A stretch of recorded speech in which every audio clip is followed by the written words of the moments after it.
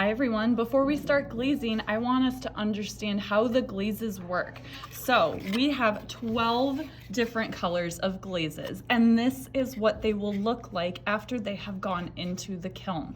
You will see that there is a number on each of the examples. That is to tell you which bottle to take the glaze from. Because, for example, this is glaze number 1, even though it looks like this in the bottle, it turns into this after it has gone into the kiln.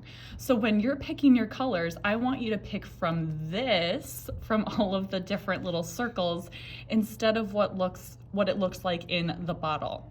The other thing that I want you to understand is that you have to put a couple different layers of glaze down of the same color. This is what it looks like when you paint one layer of that glaze down. This is what it looks like if you add a second layer of that glaze right on top of it. That looks pretty good. This one, the first one, looks much lighter. And then lastly, if you put a third layer of the glaze on top of it, it will look the darkest. So you should put at least 2 or 3 layers of glazes down in order to get a nice dark color. So you'll brush it on, let it dry, brush it on at least once more.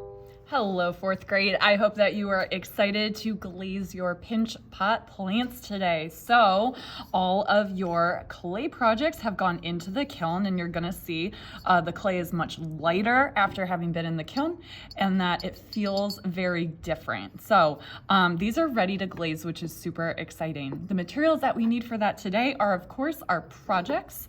I have a silver paint palette. That's what we're going to pour our glaze onto. I have a paintbrush, paper towel, a cup of water, and then the glazes are off the camera. So in order to get started on this, let's understand a couple things about the glazes. One thing, you can mix colors together if you need to. You can look at the glaze test tiles, and if there is a color that you need and don't have, you can just take your best guess as to how to mix colors together. For example, if you need pink, you can definitely mix together the white and the red. I wouldn't go too crazy with the color mixing. Try to use as much as you can from the glazes that already exist. And you want to make sure that you're brushing things on carefully. Now, I understand we might not be able to get inside of the pot completely. Just do the best you can with what we see. And if part of it does not have color on it, that is absolutely fine.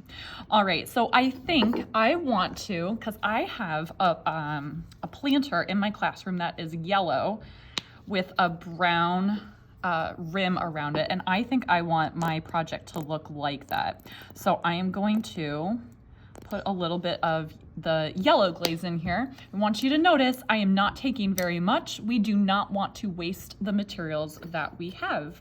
And then you do brush it on very similar to how you would brush paint on. You're going to notice it does dry very quickly, so it's very easy to put those additional layers of glaze on quickly.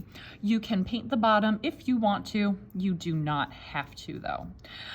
Something else I want you to keep in mind, when it is time to switch to a new color, you are going to make sure that you clean your brush off really well.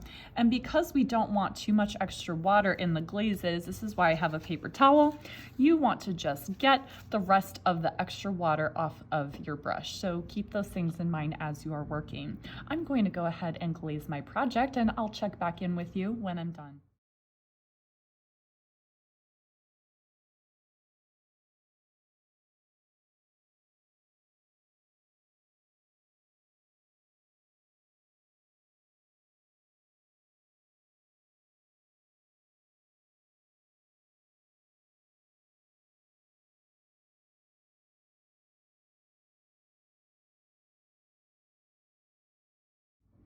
All right, 4th grade, so I have finished glazing my pinch pot plant.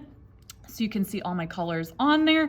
I did put a little bit of lighter green on top of darker green in the hopes that that will have a cool kind of blending color mixing effect there. I did the best that I could on the inside places, but it's okay if you're not able to get anything. Painting something that's a sculpture that is 3-dimensional is definitely different and probably a little bit tougher than painting on a flat piece of paper. So after you have finished glazing them, they're gonna go back into the kiln the colors will turn a little bit darker and deeper, and then we'll have that beautiful shiny effect over the entire thing. I can't wait to see how they turn out. Great job, everybody.